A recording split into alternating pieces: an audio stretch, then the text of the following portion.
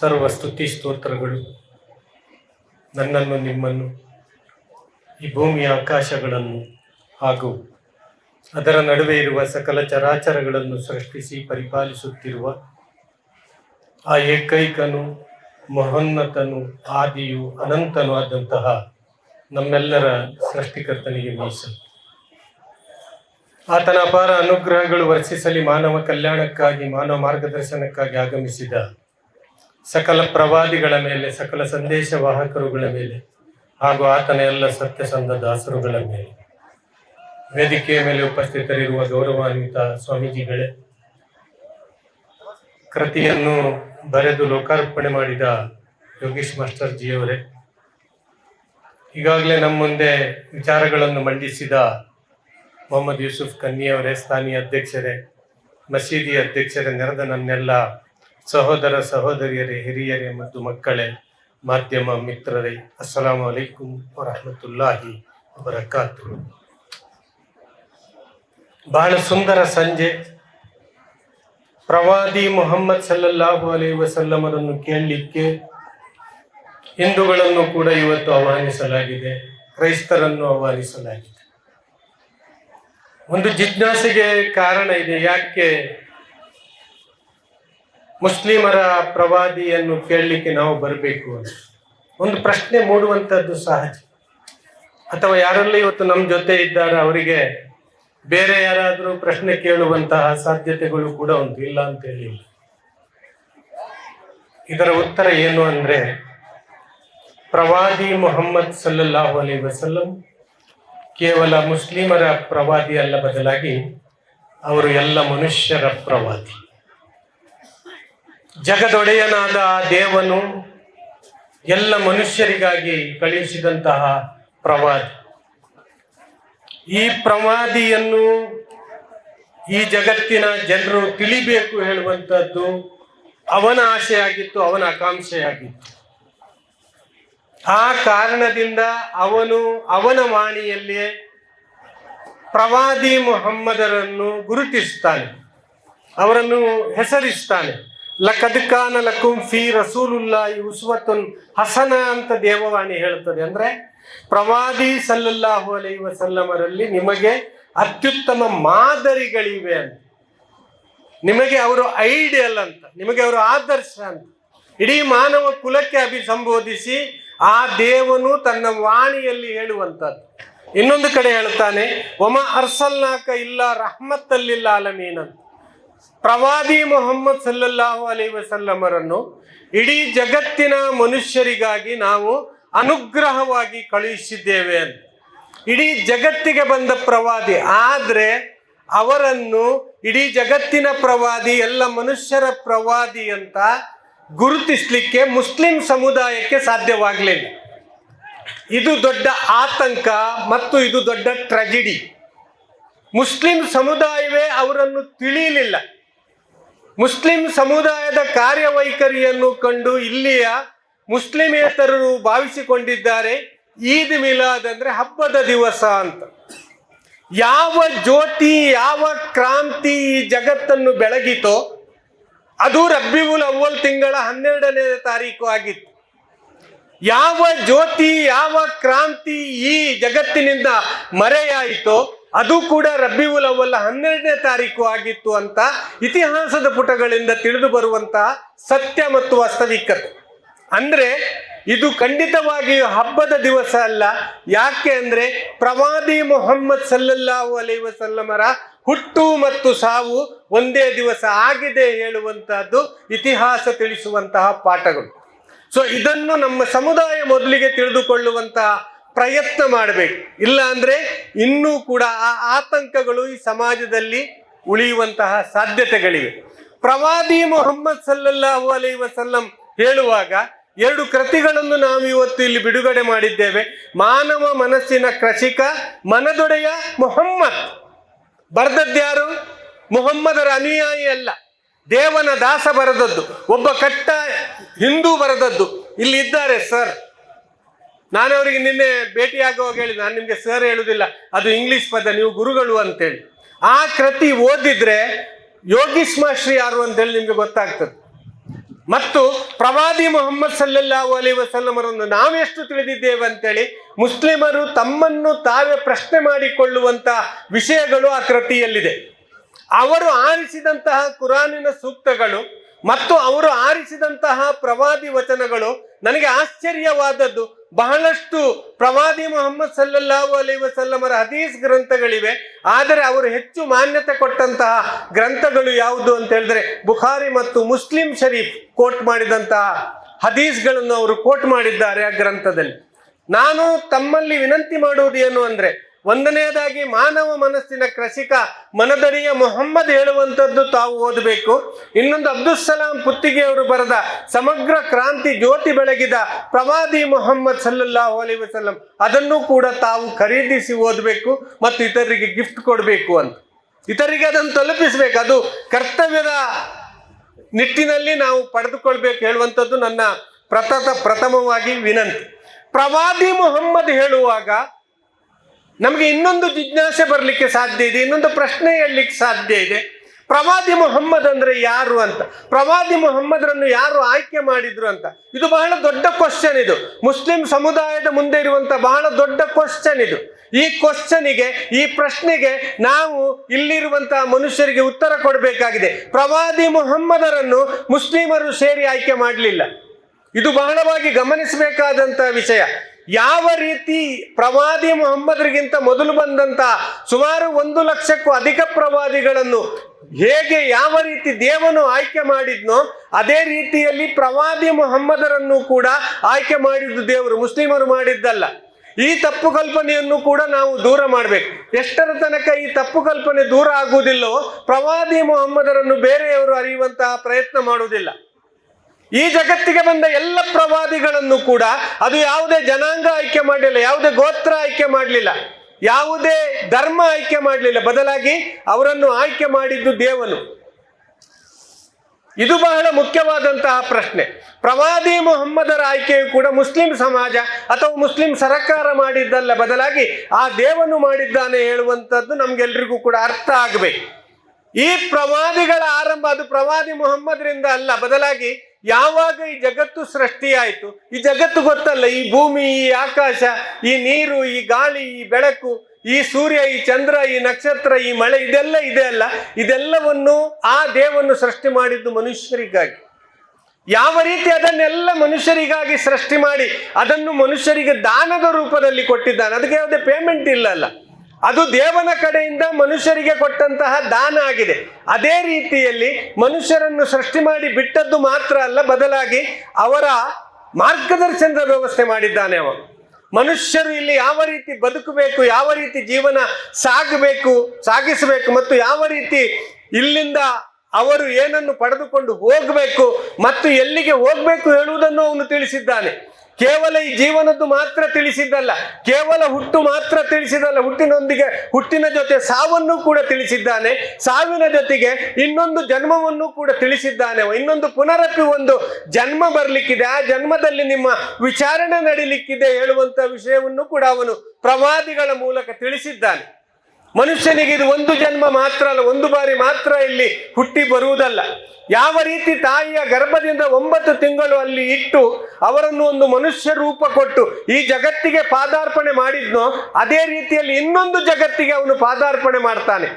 ಯಾಕೆ ಇಲ್ಲಿಂದ ಕರೆದುಕೊಂಡು ಹೋಗ್ತಾನೆ ಅಂದ್ರೆ ಇಲ್ಲಿಂದ ಇನ್ನೊಂದು ಜಗತ್ತಿಗೆ ಪಾದಾರ್ಪಣೆ ಮಾಡಲಿಕ್ಕೆ ಅವನು ಕರೆದುಕೊಂಡು ಹೋಗುವಂಥದ್ದು. ಇದು ನಶ್ವರ ಜೀವನವಾದ್ರೆ ಅದು ಪರ್ಮನೆಂಟ್ ಇರುವಂತಹ ಕೊನೆಯಿಲ್ಲದಂತಹ ಜೀವನ. ಈ ಸತ್ಯವನ್ನು ತಿಳಿಲಿಕ್ಕಾಗಿ ಅವನು ಪ್ರವಾದಿಗಳನ್ನು ಕಳಿಸಿದ್ದಾನೆ. ಕೇವಲ ಪ್ರವಾದಿಗಳನ್ನು ಕಳುಹಿಸಿದ್ದು ಮಾತ್ರ ಅಲ್ಲ, ಬದಲಾಗಿ ಆ ಪ್ರವಾದಿಗಳಿಗೆ ಗ್ರಂಥವನ್ನು, ಜ್ಞಾನವನ್ನು ಕೊಟ್ಟಿದ್ದಾನೆ. 2 ವಿಷಯವನ್ನು ಅವರಿಗೆ ಕೊಟ್ಟಿದ್ದಾನೆ. ಕೇವಲ ಗ್ರಂಥ ಕೊಟ್ಟದ್ದು ಮಾತ್ರ ಅಲ್ಲ, ಆ ಗ್ರಂಥದೊಂದಿಗೆ ಅವರಿಗೆ ಜ್ಞಾನವನ್ನು ಕೂಡ ಕೊಟ್ಟಿದ್ದಾನೆ. ಆ ಗ್ರಂಥದ ಮೂಲಕ, ಆ ಜ್ಞಾನದ ಮೂಲಕ ಅವರು ಮನುಷ್ಯರ ಮಧ್ಯೆ ಇದ್ದುಕೊಂಡು ಮನುಷ್ಯರು ಯಾವ ರೀತಿ ಬದುಕಬೇಕು ಹೇಳುವಂತಹದ್ದು ಅವನು ತೋರಿಸಿಕೊಡುವಂತಹ ಪ್ರಯತ್ನ ಮಾಡಿದ್ದಾನೆ. ಇಲ್ಲಿ ಮನುಷ್ಯನಿಗೆ ಇರ್ಲಿಕ್ಕೆ ಮಾತ್ರ ಅವಕಾಶ ಮಾಡಿಕೊಟ್ಟದ್ದಲ್ಲ, ಈ ಮನುಷ್ಯನನ್ನು, ಇಡೀ ಲೋಕವನ್ನು ಅವನ ಸೇವೆಗೆ ನಿಯೋಜಿಸಿ ಅವನಿಗೆ ಪುನರಪಿ ನನಗೆ ಬರಬೇಕು ಹೇಳುವಂಥದ್ದನ್ನು ಆ ದೇವನು ಈ ಜಗತ್ತಿಗೆ ತಿಳಿಸಿಕೊಟ್ಟಿದ್ದಾನೆ. ಪ್ರವಾದಿ ಮೊಹಮ್ಮದ್ ಮಾಡಿದಂತ ಒಂದು ದೊಡ್ಡ ಕ್ರಾಂತಿ ಏನು ಅಂದ್ರೆ, ಈ ಜಗತ್ತಿನಲ್ಲಿ ಅವರು ಎಷ್ಟೇ ದೊಡ್ಡವರಾಗಿ ಇಲ್ಲಿ ಜಗತ್ತಿನಲ್ಲಿ ಮೆರೆದ್ರು ಕೂಡ, ದೇವ ಸಾಮ್ರಾಜ್ಯದ ಸಾಮ್ರಾಜ್ಯನಾಗಿ ಅವರು ಮೆರೆದ್ರು ಕೂಡ ಎಂದೂ ಕೂಡ ತಾನು ದೇವನು ಅಂತ ಹೇಳಿ ಅವರು ವಾದಿಸಲಿಲ್ಲ. ನಂಬರ್ 1. ನಂಬರ್ 2, ಅವರು ಎಂದೂ ಕೂಡ ನಾನು ದೇವ ಪುತ್ರ ಅಂತ ಹೇಳಿ ವಾದಿಸಲಿಲ್ಲ. ನಂಬರ್ 3, ಅವರು ಎಂದೂ ಕೂಡ ದೇವಾಂಶ ಸಂಭೂತ ಅಂತ ಹೇಳಿ ವಾದಿಸಲಿಲ್ಲ. ನಂಬರ್ 4, ದೇವನಿಗೆ ಸಮಾನ ಅಂತ ಹೇಳಿ ಪ್ರವಾದಿ ಮೊಹಮ್ಮದ್ ಯಾವಾಗ್ಲೂ ಕೂಡ ಹೇಳಲಿಲ್ಲ. ನಾನು ದೇವನ ಅವತಾರ ಅಂತ ಪ್ರವಾದಿ ಮೊಹಮ್ಮದ್ ಹೇಳಲಿಲ್ಲ. ಬದಲಾಗಿ ನಾನು ಅತಿ ಮಾನವ ಅಂತ ಹೇಳಿಯೂ ಕೂಡ ಪ್ರವಾದಿ ಸಲ್ಲಲ್ಲಾಹು ಅಲೈಹಿ ವಸಲ್ಲಂ ಹೇಳಲಿಲ್ಲ. ಪ್ರವಾದಿಗಳು ಹೇಳಿದ್ದು ಎಲ್ಲ ಮನುಷ್ಯರಂತೆ ನಾನು ಕೂಡ ಒಬ್ಬ ಮನುಷ್ಯ ಅಂತ ಪ್ರವಾದಿಗಳು ಈ ಜಗತ್ತಿಗೆ ಸಾರಿತು. ಯಾವುದೇ ದೇವನ ಅಂಶಗಳು ನನ್ನಲ್ಲಿಲ್ಲ, ನನ್ನಲ್ಲಿ ಏನು ವಿಶೇಷತೆಗಳಿಲ್ಲ. ಮನುಷ್ಯರಿಗೆ, ಸಾಮಾನ್ಯ ಮನುಷ್ಯರಿಗೆ ಮತ್ತು ನನಗಿರುವಂತಹ ವಿಶೇಷತೆ ಏನು ಅಂದ್ರೆ, ನಾನು ಪ್ರವಾದಿ ಎನ್ನುವುದು ಬಿಟ್ರೆ ಬೇರೆ ಏನು ವಿಶೇಷತೆ ಇಲ್ಲ ಅಂತ. ನನಗೆ 1ನೇದಾಗಿ ಗ್ರಂಥ ಬಂದಿದೆ, 2ನೇದಾಗಿ ಜ್ಞಾನ ಬಂದಿದೆ, ಮತ್ತು ಆ ಜ್ಞಾನದ ಮೂಲಕ ನಾನು ನಿಮಗೆ ಬೋಧನೆಗಳನ್ನು ಮಾಡ್ತೇನೆ ಅಂತ ಹೇಳಿ ಅವರು ಹೇಳಿದ್ರು. ತನ್ನನ್ನು ದೇವರಾಗಿಸಿದ್ದು ಮಾತ್ರ ಅಲ್ಲ, ಇಡೀ ಜೀವನದಲ್ಲಿ ಅವರು ದೇವರಾಗಿಸ್ಲಿಕ್ಕೆ ಬಿಡ್ಲಿಲ್ಲ ಅವರನ್ನು. ಪ್ರವಾದಿ ಮುಹಮ್ಮದರ ಆ ಸಿಸ್ಟಮ್ ಹೇಗಿತ್ತು ಅಂದ್ರೆ, ಅವರ ಕಾರ್ಯವೈಖರಿ ಹೇಗಿತ್ತು ಅಂದ್ರೆ, ಅವರು ಪ್ರತಿಪಾದನೆ ಮಾಡಿದಂತಹ ಆ ಸಿಸ್ಟಮ್ ಎಷ್ಟು ಪ್ರಬಲವಾಗಿತ್ತು ಅಂದ್ರೆ, ಎಷ್ಟೇ ಅಜ್ಞಾನಗಳು ಈ ಸಮಾಜದಲ್ಲಿರ್ಬೋದು, ಎಷ್ಟೇ ಅಜ್ಞಾನಗಳು ಈ ಸಮುದಾಯದಲ್ಲಿ ಇರ್ಬೋದು, ಆದರೆ 1450 ವರ್ಷ ಕಳೆದ ನಂತರವೂ ಕೂಡ ಪ್ರವಾದಿ ಮುಹಮ್ಮದರ ಒಂದು ಚಿತ್ರ ಬಿಡಿಸುವುದಕ್ಕೆ ಈ ಸಮುದಾಯಕ್ಕೆ ಸಾಧ್ಯ ಆಗಲಿಲ್ಲ. 200 ಕೋಟಿ ಇರುವಂತಹ ಈ ಸಮುದಾಯಕ್ಕೆ ಪ್ರವಾದಿ ಮುಹಮ್ಮದರ ಒಂದು ಚಿತ್ರ ಬಿಡಿಸ್ಲಿಕ್ಕೆ ಸಾಧ್ಯ ಆಗಲಿಲ್ಲ, ಒಂದು ಆರ್ಟ್ ಅವರ ಮಾಡಲಿಕ್ಕೆ ಸಾಧ್ಯ ಆಗಲಿಲ್ಲ. ಅಷ್ಟು ಮಾತ್ರ ಅಲ್ಲ, ಅವರ ಒಂದು ಫೋಟೋ ಇಲ್ಲ. ಪ್ರವಾದಿ ಮುಹಮ್ಮದ್ ಸಲ್ಲಲ್ಲಾಹು ಅಲೈಹಿ ವಸಲ್ಲಮರ ಇಡೀ ಜಗತ್ತಿನಲ್ಲಿ ಒಂದು ಫೋಟೋ ಇಲ್ಲ, ಒಂದು ವಿಗ್ರಹ ಇಲ್ಲ, ಒಂದು ಗುಡಿ ಇಲ್ಲ. ದೇವರಲ್ಲ, ದೇವಪುತ್ರರಲ್ಲ, ದೇವ ಮಾನವನಲ್ಲ, ದೇವ ಅವತಾರ ಅಲ್ಲ ಅಂತ ಹೇಳಿ ಕರೆಯುವಂತಹ 200 ಕೋಟಿ ಜನ ಈ ಜಗತ್ತಿನಲ್ಲಿ ಇವತ್ತು ವಾಸ ಮಾಡ್ತಾ ಇದ್ದಾರೆ. ಅವರನ್ನು ದೇವರಾಗಿಸ್ಲಿಲ್ಲ. ಎಷ್ಟೇ ಅಜ್ಞಾನ ಇರಬಹುದು, ಎಷ್ಟೇ ಅಜ್ಞಾನ ಇದ್ದರೂ ಕೂಡ ಪ್ರವಾದಿಯನ್ನು ಅವರು ಆ ಮಟ್ಟಕ್ಕೆ ಏರಿಸಲಿಲ್ಲ. ಇವರು ದೇವರು ಹೇಳುವಂತಹ ಮಟ್ಟಕ್ಕೆ ಏರಿಸಲಿಲ್ಲ, ದೇವಪುತ್ರ ಹೇಳುವಂತಹ ಮಟ್ಟಕ್ಕೆ ಏರಿಸಲಿಲ್ಲ, ದೇವನ ಅವತಾರ ಹೇಳುವಂತಹ ಮಟ್ಟಕ್ಕೆ ಏರಿಸಲಿಲ್ಲ. ಯಾವ ರೀತಿ ಅವರು ಪ್ರವಾದಿ ಆಗಿದ್ದಾರೋ ಅದೇ ರೀತಿ ಅವರನ್ನು ಪ್ರವಾದಿಯಾಗಿ ಇಷ್ಟರ ತನಕ ಇಡುವಂತಹ ಒಂದು ವ್ಯವಸ್ಥೆ ಅದು ಈ ಸಮುದಾಯ ಹಾಕಿಕೊಂಡದಲ್ಲ, ಬದಲಾಗಿ ಅದನ್ನು ಕೂಡ ಹಾಕಿಕೊಟ್ಟವರು ಪ್ರವಾದಿ ಮುಹಮ್ಮದ್ ಸಲ್ಲಲ್ಲಾಹು ಅಲೈಹಿ ವಸಲ್ಲಂ ಹೇಳುವಂತದ್ದು ಅವರ ಕ್ರಾಂತಿಗೆ ನೀಡಬೇಕಾದಂತಹ ಪ್ರಥಮ ಅವಾರ್ಡ್ ಆಗಿದೆ. ಅದು ಅವಾರ್ಡ್ ಅವರು ಮಾಡಿದಂತಹ ಕ್ರಾಂತಿಗೆ ಕೊಡಬೇಕಾದಂತಹ ಅವಾರ್ಡ್ ಆಗಿದೆ ಅದು. ಅದೇ ರೀತಿಯಲ್ಲಿ ನಾನು ದೇವನ ದಾಸನು ಹೌದು, ನಾನು ದೇವದೂತನು ಹೌದು ಅಂತ ಹೇಳಿ ಪ್ರವಾದಿ ಮುಹಮ್ಮದ್ ಸಲ್ಲಲ್ಲಾಹು ಅಲೈಹಿ ವಸಲ್ಲಂ ಅವರು ಪ್ರತಿಪಾದಿಸಿದ್ದು. ಅವರ ಮಗ ಕಾಸಿಂ ತೀರಿಕೊಂಡಾಗ ಅದೇ ದಿವಸ ಸೂರ್ಯಗ್ರಹಣ ಆಗ್ತದೆ. ಬಹುಶಃ ಇದನ್ನು ಯೋಗೀಶ್ ಮಾಸ್ಟರ್ ಅವರು ಕೂಡ ಬರೆದಿದ್ದಾರೆ ಪುಸ್ತಕದಲ್ಲಿ. ಸೂರ್ಯಗ್ರಹಣ ಆಗ್ತದೆ. ಜನರೆಲ್ಲ ಅಂದ್ಕೊಳ್ತಾರೆ ಇವತ್ತು ಪ್ರವಾದಿಯ ಮಗ ತೀರಿಕೊಂಡ ಕಾರಣ ಸೂರ್ಯಗ್ರಹಣ ಆಗಿದೆ ಅಂತ. ಅದು ಅವರ ಕಿವಿಗೆ ಬಿದ್ದ ತಕ್ಷಣ ಅವರು ಎಲ್ಲರನ್ನೂ ಕೂಡ ಕರೀತಾರೆ ಮತ್ತು ಹೇಳ್ತಾರೆ, ಸೂರ್ಯ ಚಂದ್ರ ಗ್ರಹಣಗಳು ಅದು ದೇವ ನಿಯಮ, ನನ್ನ ಮಗನ ಸಾವಿಗೂ ಈ ಸೂರ್ಯ ಚಂದ್ರ ಗ್ರಹಣಕ್ಕೂ ಯಾವುದೇ ಸಂಬಂಧ ಇಲ್ಲ ಅಂತ ಆ ಕೂಡಲೇ ಆ ಸಿದ್ಧಾಂತವನ್ನು ಅವರು ವಿರೋಧಿಸ್ತಾರೆ. ಅಷ್ಟು ಅವರು ಆ ಸಿದ್ಧಾಂತವನ್ನು ಪ್ರತಿಪಾದಿಸಿದ್ದಾರೆ. ತಂದೆ ತಾಯಿಯನ್ನು ಗುರುಗಳನ್ನು ಗೌರವಿಸಿ ಹೇಳಿದ ಪ್ರವಾದಿ, ಆದರೆ ಅವರನ್ನು ದೇವರಾಗಿಸಬೇಡಿ ಅಂತ ಹೇಳಿದ್ರು. ತಂದೆ ದೇವರಲ್ಲ, ತಾಯಿ ದೇವರಲ್ಲ, ಗುರುಗಳು ದೇವರಲ್ಲ, ಬದಲಾಗಿ ಅವರಿಗೆ ಗೌರವಿಸಿ ಅಂತೇಳಿ ಹೇಳಿದರು. ದೇವಭೂಮಿಯ ಮೇಲೆ ದೇವ ಸಾಮ್ರಾಜ್ಯದ ಒಡೆಯರಾದ ಪ್ರವಾದಿ ಮುಹಮ್ಮದರು ಸಾಮಾನ್ಯವಾಗಿ ಜನರ ಜೊತೆ ಬೆರೆತಿದ್ರು. ಅವರು ಸದಾ ಜನರ ನಡುವೆ ಇರ್ತಿದ್ರು. ಅವರಿಗೆ ಯಾವುದೇ ಉನ್ನತ ಸ್ಥಾನವನ್ನು ಅವರು ಬಯಸಲಿಲ್ಲ. ಅವರು ಎಂದೂ ಕೂಡ ಕಿರೀಟ ಧರಿಸಲಿಲ್ಲ, ಅವ್ರಿಗೆ ಎಂದೂ ಕೂಡ ರಾಜ ದರ್ಬಾರು ನಡೆಸಲಿಲ್ಲ, ಅವರೆಂದೂ ಕೂಡ ಅರಮನೆಯಲ್ಲಿ ವಾಸ ಮಾಡಲಿಲ್ಲ. ಅವರಿಗೆ ಮಾಡುವುದಿದ್ರೆ ಎಲ್ಲವೂ ಕೂಡ ಸಾಧ್ಯ ಇತ್ತು. ಅವರು ಯಾವುದನ್ನೂ ಕೂಡ ಬಯಸಲಿಲ್ಲ. ಬದಲಾಗಿ ಹರಿದ ಅಂಗಿ ಅವರದ್ದಾಗಿತ್ತು. ಒಂದು ಹೊತ್ತು ಊಟಕ್ಕಿದ್ರೆ ಇನ್ನೊಂದು ಹೊತ್ತು ಊಟಕ್ಕೆ ಅವ್ರ ಹತ್ರ ಇರ್ತಾ ಇರಲಿಲ್ಲ.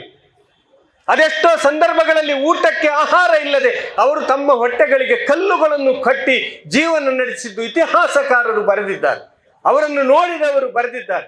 ಒಬ್ಬ ಸಾಮಾನ್ಯ ಮನುಷ್ಯನಾಗಿ ಸಾವಿರಾರು ಮೈಲು ವಿಸ್ತೀರ್ಣದ ಆಡಳಿತ ಅಧಿಕಾರಿಯಾಗಿ ಆಡಳಿತ ನಡೆಸುವಂತಹ ಒಬ್ಬ ಆಡಳಿತ ಅಧಿಕಾರಿಯಾಗಿ ಒಬ್ಬ ಸಾಮಾನ್ಯ ಮನುಷ್ಯನಂತೆ ಅವರು ಜೀವಿಸಿದ್ರು.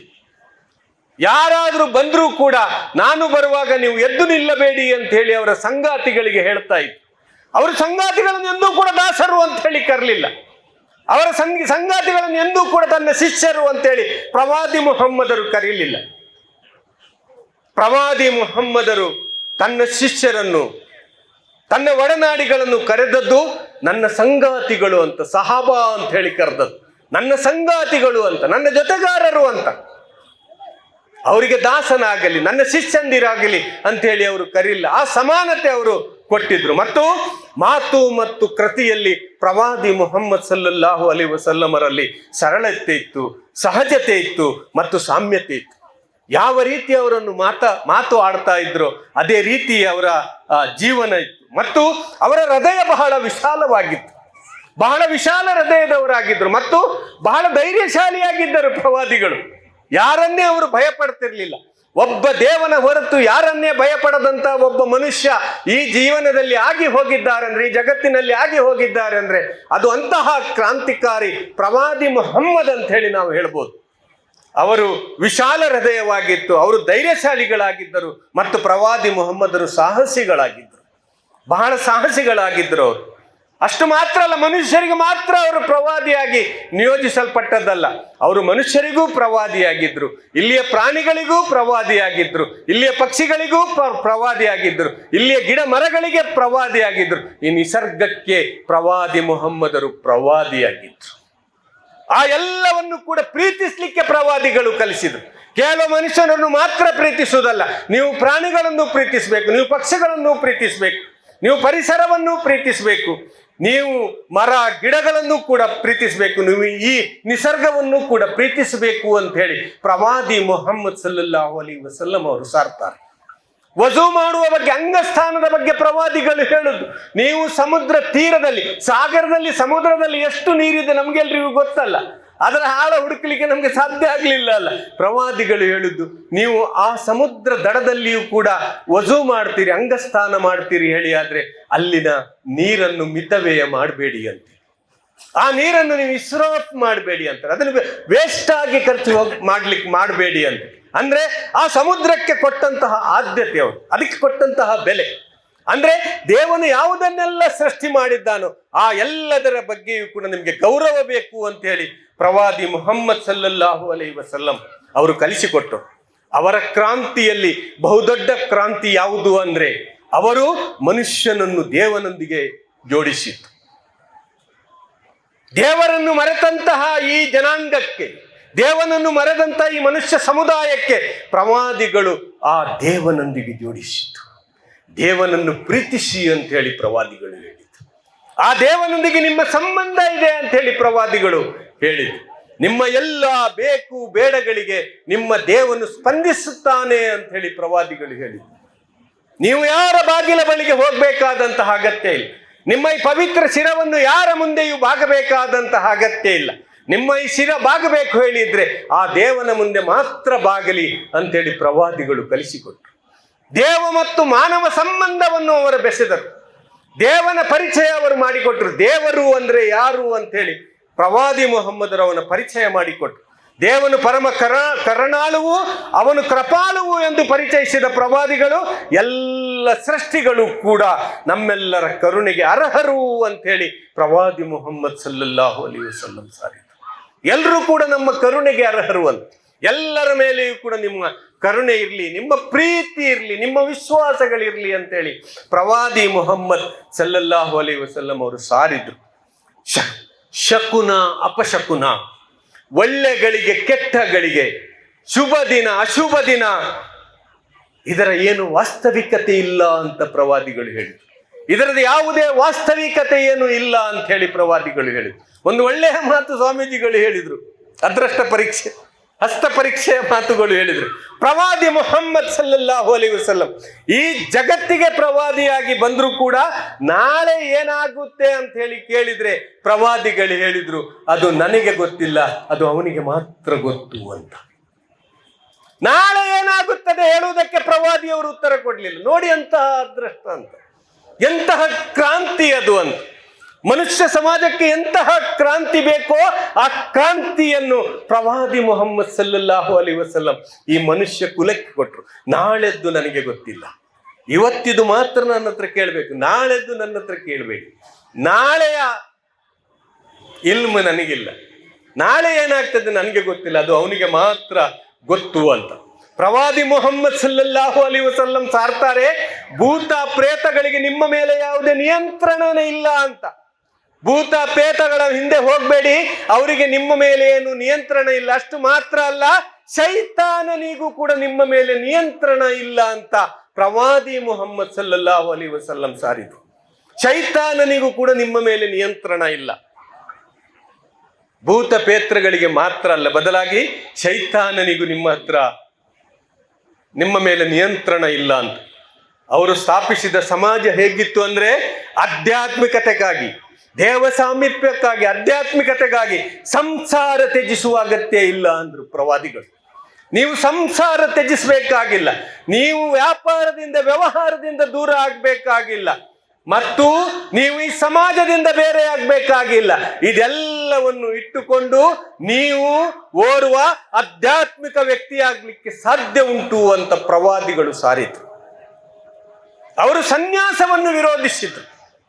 ಅವರು ಮದುವೆ ಆಗದೇ ಇರುವಂತಹದ್ದನ್ನು ನಿರುತ್ತೇಜಿಸಿದರು. ಪ್ರವಾದಿಗಳು ಹೇಳ್ತಾರೆ, ಮದುವೆ ಆಗದೆ ನನ್ನ ಸಮಾಜದಲ್ಲಿ ಯಾರು ಇರಬಾರ್ದು ಅಂತ. ಇದು ಪ್ರವಾದಿಗಳ ಬೋಧನೆ ಆಗಿತ್ತು, ಎಲ್ಲರೂ ಕೂಡ ಮದುವೆಯಿಂದಲೇ ಇರಬೇಕು ಅಂತ. ಅದಕ್ಕೆ ಪ್ರವಾದಿಗಳ ಆ ಶಿಕ್ಷಣದಲ್ಲಿ ನಮ್ಗೆ ಒಮ್ಮೆ ಮಾತ್ರ ಮದುವೆ ಆಗುವುದಲ್ಲ, ಅದು 2 ಬಾರಿ 3 ಬಾರಿ 4 ಬಾರಿಯೂ ಆಗ್ಬೋದು. ಗಂಡ ತೀರಿದ್ರೆ ಹೆಂಡತಿಗೆ, ಹೆಂಡತಿ ತೀರಿದ್ರೆ ಗಂಡನಿಗೆ ಅವಕಾಶ ಮಾಡಿಕೊಡಲಾಗಿತ್ತು. ಗಂಡನಿಂದ ಸಾಮ್ಯತೆ ಆಗುವುದಿಲ್ಲ ಅಂತ ಹೇಳಿ ಹೆಂಡತಿ ಹೊರಗೆ ಬರುವಂತ ಅವಕಾಶ ಮಾಡಿಕೊಡಲಾಗಿತ್ತು. ಹೆಂಡತಿಯಿಂದ ಸಾಧ್ಯ ಆಗದಿದ್ರೆ ಗಂಡನಿಗೆ ಹೊರಗೆ ಬರುವಂತ ಅವಕಾಶ ಮಾಡಿಕೊಡಲಾಗಿತ್ತು. ಪ್ರವಾದಿಯ ಶಿಕ್ಷಣದಲ್ಲಿ ತಲಾಕ್ ಮಾತ್ರ ಇರುವುದಲ್ಲ, ತಲಾಕಿನ ಕೂಗೆಬ್ಬಿಸ್ತಾರಲ್ಲ, ಅವರಿಗೆ ಗೊತ್ತಿಲ್ಲ ತಲಾಕ್ ಮಾತ್ರ ಇರುವುದು ಅಂತ. ಅವ್ರು ಹೇಳುದು ತಲಾಕ್ ಮಾತ್ರ ಇದೆ ಅಂತ. ತಲಾಕು ಇದೆ, ಖುಲಾನು ಇದೆ. ತಲಾಕ್ ಅಂದ್ರೆ ಗಂಡ ಹೆಂಡತಿಯಿಂದ ಬೇರೆ ಆಗುದು, ಖುಲಾ ಅಂದ್ರೆ ಹೆಂಡತಿ ಗಂಡನಿಂದ ಬೇರೆಯಾಗುದು. ಈ ಅವಕಾಶಗಳನ್ನು ಕಲ್ಪಿಸಲಾಗಿದೆ. ದೇವನು ಜೋಡಿಸಿದ ಸಂಬಂಧವನ್ನು ಮಾತ್ರ ಮುರಿಯಬೇಡಿ ಅಂತೇಳಿ ಹೇಳಲಾಗಿದೆ. ದೇವರು ಜೋಡಿಸಿದಂತಹ ಸಂಬಂಧಗಳನ್ನು ಮುರಿಲಿಕ್ಕೆ ಅವಕಾಶ ಇಲ್ಲ. ನೀವು ಜೋಡಿಸಿದ ಸಂದರ್ಭಗಳಲ್ಲಿ ಏನಾದರೂ ವ್ಯತ್ಯಾಸಗಳು ಕಂಡು ಬಂದ್ರೆ ನರಕಾದೃಶ್ಯವಾದಂತಹ ಬದುಕು ಬಾಳ್ಬೇಕಾಗಿಲ್ಲ. ಒಳ್ಳೆಯ ರೀತಿಯಿಂದ, ಯಾವ ರೀತಿಯಿಂದ ನೀವು ಒಂದಾಗಿದ್ದೀರೋ ಅದೇ ರೀತಿಯಿಂದ ನೀವು ಬೇರ್ಪಡಬಹುದು ಹೇಳುವಂತ ಅವಕಾಶವನ್ನು ಪ್ರವಾದಿ ಜಗತ್ತಿಗೆ ತೋರಿಸಿಕೊಟ್ಟಿದ್ದಾರೆ. ಅದೇ ರೀತಿಯಲ್ಲಿ ಯೂಸುಫ್ ಕನ್ನಿಯವರು ಹೇಳಿದ ಹಾಗೆ ಅವರು ಸ್ಥಾಪಿಸಿದ ಸಮಾಜದಲ್ಲಿ ಮದ್ಯ ಇರಲಿಲ್ಲ, ಆಯ್ತಾ? ಅವರ ಸಮಾಜದಲ್ಲಿ ಮದ್ಯ ಇರಲಿಲ್ಲ, ಅವರ ಸಮಾಜದಲ್ಲಿ ಜೂಜಾಟ ಇರಲಿಲ್ಲ, ಅವರ ಸಮಾಜದಲ್ಲಿ ವ್ಯಭಿಚಾರ ಇರಲಿಲ್ಲ, ಅವರ ಸಮಾಜದಲ್ಲಿ ಲಂಚ ಇರಲಿಲ್ಲ, ಅವರ ಸಮಾಜದಲ್ಲಿ ಬಡ್ಡಿ ಇರಲಿಲ್ಲ. ಆ ಸಮಾಜ ಪೂರ್ಣವಾಗಿ ಅಪರಾಧ ಮುಕ್ತವಾಗಿತ್ತು, ಯಾವುದೇ ಅಪರಾಧ ಕೃತ್ಯಗಳಲ್ಲಿ ಇರಲಿಲ್ಲ. ಆ ರೀತಿಯ ಕ್ರಾಂತಿಯನ್ನು ಅವರು ಸಾಧಿಸಿದ್ದಾರೆ. ಆ ಸಮಾಜ ಅದು ಸತ್ಯದ ಪ್ರತಿಪಾದನೆ ಹಾಗೂ ನ್ಯಾಯದ ಸ್ಥಾಪನೆಯ ಮೇಲೆ ನಿಂತ ಸಮಾಜವಾಗಿತ್ತು. ಯಾಕೆ ಇವತ್ತು ಪ್ರವಾದಿ ಮುಹಮ್ಮದ್ ಸಲ್ಲಲ್ಲಾಹು ಅಲೈಹಿ ವಸಲ್ಲಂ ಅವರು ನಾವು ಅರಿಬೇಕಂದ್ರೆ ಈ ಸಮಾಜಕ್ಕೆ ಶಾಂತಿ ಬೇಕು, ಈ ಸಮಾಜಕ್ಕೆ ನೆಮ್ಮದಿ ಬೇಕು, ಈ ಸಮಾಜದಲ್ಲಿಯೂ ಕೂಡ ಬಾಂಧವ್ಯ ಬೇಕು, ಸಾಮರಸ್ಯ ಬೇಕು, ಸಹಬಾಳ್ವೆ ಬೇಕು ಅಂತೇಳಿ ಇದ್ರೆ ಅದು ಅವರನ್ನು ತಿಳಿಬೇಕು. ನಾವೆಲ್ಲರೂ ಕೂಡ ಬಿಚ್ಚು ಮನಸ್ಸಿನಿಂದ ಅವರನ್ನು ತಿಳಿಬೇಕು. ಬಿಚ್ಚು ಮನಸ್ಸಿನಿಂದ ತಿಳಿದಾಗ ನಮ್ಗೆ ಅರ್ಥ ಆಗ್ತದೆ ಈ ಸಮಾಜವನ್ನು ಸುಧಾರಣೆ ಮಾಡಲಿಕ್ಕೆ ಸಾಧ್ಯ ಇದೆ ಅಂತ. ಪ್ರವಾದಿಗಳು ಆ ದೇವನನ್ನು ಪರಿಚಯಿಸಿದ್ದು ಹೇಗೆ ಅಂದ್ರೆ ಅವನಿಗೆ ಯಾವುದೇ ಬೇಡಿಕೆಗಳಿಲ್ಲ ಅಂತ. ನೀವು ದೇವರಿಗೆ ಏನು ಕೊಡಬೇಕಾಗಿ ಇಲ್ಲ ಅಂತ. ರೂಪಾಯಿಗಳನ್ನು, ಹಣ್ಣು ಕಾಯಿ ಪಲ್ಯಗಳನ್ನು ಕೊಡಬೇಕಾಗಿ ಇಲ್ಲ, ದೇವನಿಗೆ ಯಾವುದೇ ಬೇಡಿಕೆ ಇಲ್ಲ ಅಂತ ಪ್ರವಾದಿಗಳು ಸಾರಿದ್ರು. ಪ್ರವಾದಿಗಳು ಹೇಳಿದ್ರು ದೇವನಿಗೆ ಹಸಿವಿಲ್ಲ ಅಂತ.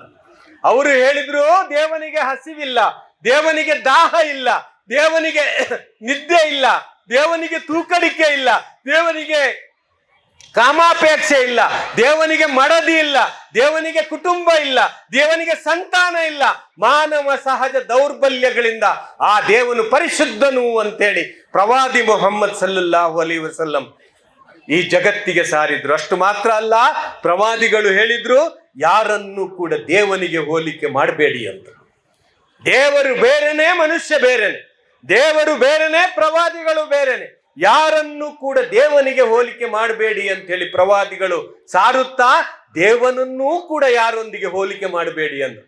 ಒಂದನೇದಾಗಿ ಯಾರನ್ನೂ ಕೂಡ ದೇವನಿಗೆ ಹೋಲಿಕೆ ಮಾಡಬೇಡಿ, ಎರಡನೇದಾಗಿ ದೇವನನ್ನು ಯಾರೊಂದಿಗೂ ಕೂಡ ಹೋಲಿಕೆ ಮಾಡಬೇಡಿ ಅಂತೇಳಿ ಹೇಳಿದ ಪ್ರವಾದಿ ಅವನಿಗೆ ಸರಿಸಮಾನರು ಯಾರು ಇಲ್ಲ ಅಂತೇಳಿ ಹೇಳಿದ್ರು. ನೀವು ಇಲ್ಲಿಗೆ ಬಂದಿರುವುದು ಅದು ಆಕಸ್ಮಿಕ ಅಲ್ಲ ಅಂತ ಹೇಳಿ ಪ್ರವಾದಿಗಳು ಹೇಳಿದ್ರು. ನಮ್ಮ ಹುಟ್ಟು ಹೇಳುವಂಥದ್ದು ಆಕಸ್ಮಿಕವಲ್ಲ, ಈ ಸೃಷ್ಟಿ ಆದದ್ದು ಅದು ಕೂಡ ಆಕಸ್ಮಿಕವಲ್ಲ. ಇದು ತನ್ನಂತಾನೆ ಸೃಷ್ಟಿ ಆಗಿಲ್ಲ, ಇದು ದೇವನ ಸೃಷ್ಟಿ ಅಂತ ಪ್ರವಾದಿಗಳು ಹೇಳಿದ್ರು. ಇದು ದೇವನ ದೂರಗಾಮಿ ಯೋಜನೆಯ ಒಂದು ಭಾಗ ಅಂತ ಪ್ರವಾದಿಗಳು ಹೇಳಿದ್ರು. ಸರ್ವಶಕ್ತನೂ ಸರ್ವಜ್ಞಾನಿಯೂ ಆದಂತಹ ಆ ದೇವನ ಯೋಜನೆ ಈ ಜಗತ್ತು ಹೇಳುವಂಥದ್ದು ಹೇಳಿದ್ರು. ಇದರ ಸೃಷ್ಟಿ, ಇದರ ಪರಿಪಾಲನೆ, ಇದರ ಮೇಲೆ ಅಧಿಕಾರವು ಕೂಡ ಅವನದ್ದೇ ಅಂತ ಹೇಳಿ ಆ ಪ್ರವಾದಿಗಳು ಹೇಳಿದ್ರು. ಮಾತನ್ನು ಮುಗಿಸುವ ಮೊದಲು, ಈ ಜಗತ್ತಿನಲ್ಲಿ 3 ರೀತಿಯ ಜನರನ್ನು ನಾವು ಕಾಣ್ತೇವೆ. ಒಂದು ರೀತಿಯ ಜನರು ದೇವರು ಇದ್ದಾನೆ ಅಂತೇಳಿ ಭರವಸೆ ಇಟ್ಟು ಕೇವಲ ಅವನ ಆರಾಧನೆ ಮಾತ್ರ ಮಾಡುವವರು ಈ ಜಗತ್ತಿನಲ್ಲಿದ್ದಾರೆ. ಎರಡನೇದಾಗಿ ದೇವರನ್ನು, ಇತರ ದೇವರನ್ನು ಸೇರಿಸಿ ಆರಾಧನೆ ಮಾಡುವವರು ಈ ಜಗತ್ತಿನಲ್ಲಿದ್ದಾರೆ. ಇದು ವಾಸ್ತವಿಕತೆ, ಜಗತ್ತಿನ ಸತ್ಯ. ದೇವರು ಒಬ್ಬನು ಅಂತೇಳಿ ನಂಬಿಯೂ ಕೂಡ ಇತರರೆಲ್ಲರನ್ನು ಕೂಡ ದೇವರನ್ನಾಗಿ ಮಾಡಿಸಿ ಆ ಒಂದು ದೇವನ ಒಳಗೆ ಈ ದೇವರು ಕೂಡ ಸೇರಿಕೊಳ್ಳಿ ಅಂತ ಹೇಳಿ ಆ ರೀತಿಯಿಂದ ಆರಾಧನೆ ಮಾಡುವವರು ಕೂಡ ಈ ಜಗತ್ತಿನಲ್ಲಿ ಇದ್ದಾರೆ. ಮೂರನೇದಾಗಿ ಈ ಜಗತ್ತಿಗೆ ದೇವರೇ ಹೇಳುವಂಥದ್ದು ಇಲ್ಲ ಹೇಳುವವರು ಕೂಡ ಈ ಜಗತ್ತಿನಲ್ಲಿ ಇದ್ದಾರೆ. ಒಂದು ದೊಡ್ಡ ಸಂಖ್ಯೆಯಲ್ಲಿ ಅವರು ಕೂಡ ಇದ್ದಾರೆ, ನಮ್ಮ ಮಧ್ಯೆಯೂ ಕೂಡ ಇದ್ದಾರೆ. ದೇವರನ್ನು ನಿರಾಕರಿಸುವವರಿಗೆ ಒಂದು ಪ್ರಶ್ನೆಯನ್ನು ಇಟ್ಟು ನನ್ನ ಮಾತುಗಳನ್ನು ಮುಗಿಸ್ತಾ ಇದ್ದೇನೆ. ಆ ಪ್ರಶ್ನೆ ಯಾವುದು ಅಂದರೆ, ನೀವು ದೇವರನ್ನು ನಿರಾಕರಿಸಬಹುದು, ಅದು ನಿಮಗೆ ಈ ಜೀವನದಲ್ಲಿ ಸಾಧ್ಯತೆಗಳಿವೆ. ದೇವನ ನಿರಾಕರಣೆ ನೀವು ಮಾಡಬಹುದು, ದೇವ ಧರ್ಮದ ನಿರಾಕರಣೆ ನೀವು ಮಾಡಬಹುದು. ಧರ್ಮವೇ ಇಲ್ಲ, ಈ ಧರ್ಮ ಇದ್ದರೆ ಇಲ್ಲಿ ಗಲಾಟೆ, ಕೊಲೆಗಳು, ಯುದ್ಧಗಳು ಅಂತ ಹೇಳಿ ನೀವು ಹೇಳಬಹುದು. ದೇವ ಪ್ರವಾದಿಯ ನಿರಾಕರಣೆ ನೀವು ಮಾಡಬಹುದು. ಪರಲೋಕ ಇಲ್ಲ, ಏನು ಪರಲೋಕ ಹಿಡಿದು ಕೂತ್ಕೊಂಡಿದ್ದೀರಿ? ಈ ಜೀವನ ಮಾತ್ರ, ಇಲ್ಲಿ ಏನು ಮೋಜು ಮಾಡ್ಲಿಕ್ಕಾಗ್ತದ, ಗಮ್ಮತ್ ಮಾಡ್ಲಿಕ್ಕಾಗ್ತದ ಅಷ್ಟು ಮಾಡಿ ಸತ್ತು ಮಣ್ಣಾಗಿ ಸುಟ್ಟು ಭಸ್ಮವಾಗಿ ಹೋದ ನಂತರ ಇನ್ನೊಂದು ಜೀವನ ಇಲ್ಲ. ಕತೆ ಕಾದಂಬರಿಗಳನ್ನೆಲ್ಲ ಸುಟ್ಟು ಹಾಕಿ ಹೇಳುವವರು ಈ ಜಗತ್ತಿನ ಮೇಲೆ ಇದ್ದಾರೆ. ಅದರ ಹಿಂದೆ ಬೀಳ್ಬೇಡಿ ಸುಮ್ಮನೆ, ಅದು ಪ್ರಯೋಜನ ಇಲ್ಲ, ನಾಳೆ ಲೋಕ ಹೇಳುವಂಥದ್ದಿಲ್ಲ, ಇಲ್ಲೇ ಇಲ್ಲ ಅಂತ ಹೇಳಿ ಹೇಳುವವರಿದ್ದಾರೆ. ಪರಲೋಕದ ನಿರಾಕರಣೆ ಮಾಡುವವರಿದ್ದಾರೆ, ವಿಚಾರಣೆಯ ನಿರಾಕರಣೆ ಮಾಡುವವರಿದ್ದಾರೆ. ಏನು ವಿಚಾರಣೆ? ನಮ್ಗೆ ಇಲ್ಲಿ ಮೋಜು ಮಾಡ್ಲಿಕ್ಕೆ ಕಳಿಸಿದಾನೆ, ಗಮ್ಮತ್ ಮಾಡ್ಲಿಕ್ಕೆ ಕಳಿಸಿದಾರೆ, ಅಷ್ಟು ಮಾಡಿ ಹೋಗುದು. ಮತ್ತೆ ಯಾಕೆ ನಮ್ಗೆ ಇಲ್ಲಿ ಕಳಿಸ್ಲಿದ್ದ? ಅವನಿಗೆ ಹೇಳಿದ್ದೇವ ಇಲ್ಲಿಗೆ ಕಳಿಸ್ಬೇಕು ಅಂತ ಹೇಳಿ. ಅವ ಕಳಿಸುವುದು ಬೇರೆ, ಮತ್ತೆ ಇದೆಲ್ಲ ಹೇಳುವುದು ಬೇರೆ. ಹಾಗೆ ಮಾಡಿ ಹೀಗೆ ಮಾಡಿ ಅಂತೇಳಿ, ಹಾಗೆ ಮಾಡಿ ಹೀಗೆ ಮಾಡಿ ಹೇಳುವುದಿದ್ರೆ ನಮ್ಮನ್ನು ಕಳಿಸಿದ್ದು ಯಾಕೆ ಅಂತ ಪ್ರಶ್ನೆ ಮಾಡುವವರಿದ್ದಾರೆ. ವಿಚಾರಣೆ ಇಲ್ಲ ಹೇಳುವ ಪ್ರಶ್ನೆ ಮಾಡುವವರಿದ್ದಾರೆ. ಈ ಎಲ್ಲ ಪ್ರಶ್ನೆಗಳನ್ನು ಮುಂದಿಟ್ಟು ಈ ವೇದಿಕೆಯಿಂದ ನಮ್ಮದೊಂದು ಪ್ರಶ್ನೆ ಇದೆ ಅವರಿಗೆ. ಅದು ಏನು ಅಂದರೆ, ನೀವು ಸಾವನ್ನು ನಿರಾಕರಣೆ ಮಾಡಿ ಅಂತ. ಈ ಎಲ್ಲ ನಿರಾಕರಣೆ ಮಾಡುವವರಿಗೆ ಒಂದು ಪ್ರಶ್ನೆ ಏನು ಅಂದ್ರೆ, ನನಗೆ ಸಾವು ಇಲ್ಲ ಅಂತ ಹೇಳಿ ನೀವು ನಿರಾಕರಣೆ ಮಾಡಿ. ಈ ಜಗತ್ತಿನಲ್ಲಿ ಯಾರನ್ನಾದರೂ ಒಬ್ಬರನ್ನು ತೋರಿಸಿ ಸಾವಿಲ್ಲದ ಮನುಷ್ಯನನ್ನು. ಯಾರೆಲ್ಲ ಈ ಜಗತ್ತಿಗೆ ಬಂದಿದ್ದಾರೋ ಅವರೆಲ್ಲರೂ ಕೂಡ ಇಲ್ಲಿ ಸತ್ತು ಮಣ್ಣಾಗಿದ್ದಾರೆ, ಸುಟ್ಟು ಭಸ್ಮವಾಗಿದ್ದಾರೆ. ಈ ಸತ್ಯವನ್ನು ಮುಂದಿಟ್ಟು ದೇವನನ್ನು, ದೇವ ಪ್ರವಾದಿಗಳನ್ನು, ದೇವ ಗ್ರಂಥವನ್ನು, ಪರಲೋಕವನ್ನು ಅರಿಯುವಂತಹ ಪ್ರಯತ್ನಕ್ಕೆ ಮುಂದಾದರೆ ನಿಮ್ಮ ಈ ಜೀವನವು ಸಾರ್ಥಕವಾಗ್ತದೆ. ಮತ್ತು ಮುಂದೆ ಬರಲಿರುವಂತಹ ಆ ಸತ್ಯದ ಜೀವನ, ಆ ಶಾಶ್ವತ ಜೀವನ, ಆ ವಾಸ್ತವಿಕತೆಯ ಜೀವನ, ಮರಣ ಇಲ್ಲದ ಜೀವನ, ಆ ಜೀವನವು ಕೂಡ ಯಶಸ್ಸಾಗುವುದಕ್ಕೆ ಈ ಎಲ್ಲ ವೈಶಿಷ್ಟ್ಯಗಳನ್ನು ಜೀವನದಲ್ಲಿ ಅಳವಡಿಸಿದಾಗ ಮಾತ್ರ ಒಬ್ಬ ಮನುಷ್ಯನಾಗಿ ಹೊರಹೊಮ್ಮಿ ಮನುಷ್ಯರೊಂದಿಗೆ ಬಾಳ್ಲಿಕ್ಕೆ ಸಾಧ್ಯ ಆಗ್ತದೆ. ದೇವನನ್ನು ಮನುಷ್ಯನನ್ನು ಅರಿತುಕೊಳ್ಳುವಂತಹ ಪ್ರಯತ್ನ ಮಾಡಿದಾಗ ನಾವು ನಿಜವಾಗಿ ಮನುಷ್ಯರಾಗ್ತೇವೆ ಅಂತೇಳಿ ಹೇಳಿ ಅವಕಾಶಕ್ಕೆ ಅಭಿನಂದನೆಗಳನ್ನು ಸಲ್ಲಿಸಿ ಮಾತುಗಳನ್ನು ಮುಗಿಸ್ತಾ ಇದ್ದೇನೆ. ಸರ್ವಸ್ತುತಿಗಳು, ಸರ್ವ ಸ್ತೋತ್ರಗಳು ಸರ್ವಲೋಕಗಳ ಒಡೆಯನಿಗೆ ಮೀಸಲು. ಸಲಾಮ್ ಅಲೈಕುಂ.